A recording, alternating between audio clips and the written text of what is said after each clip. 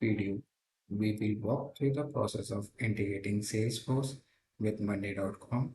This integration will help streamline workflows and enhance data synchronization between the two platforms. Basically, here we will be using web services in Apex, sites in Salesforce org for the URL to integrate it with Monday.com. First, we need to configure sites in Salesforce. This allows Salesforce to communicate securely with Monday.com's API. So we will log in to our Salesforce org, navigate to setup in our Salesforce org, search for sites in quick find and click new button. We will enter the field detail and use this default web address in Monday.com as a web of endpoints. Now moving to money.com, we will use this integrate, search for webhook.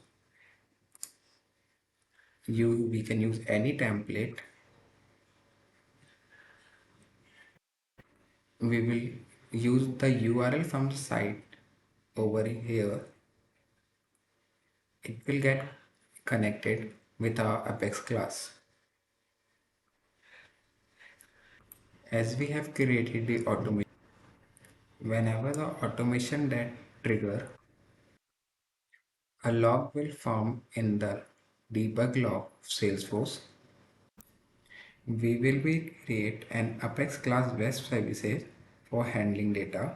The Monday CRM REST resource is designed to handle incoming JSON data from a Monday.com webhook. Here, the code that uses Salesforce REST API to process the incoming HTTP post request, deserialize the JSON data into Apex object, and log the data for further processing. Here we will create a Salesforce custom object and attempts it to insert into the field. Monday.com will send an HTTP post request to the specified Salesforce endpoint update status. Log data will be in the custom object field.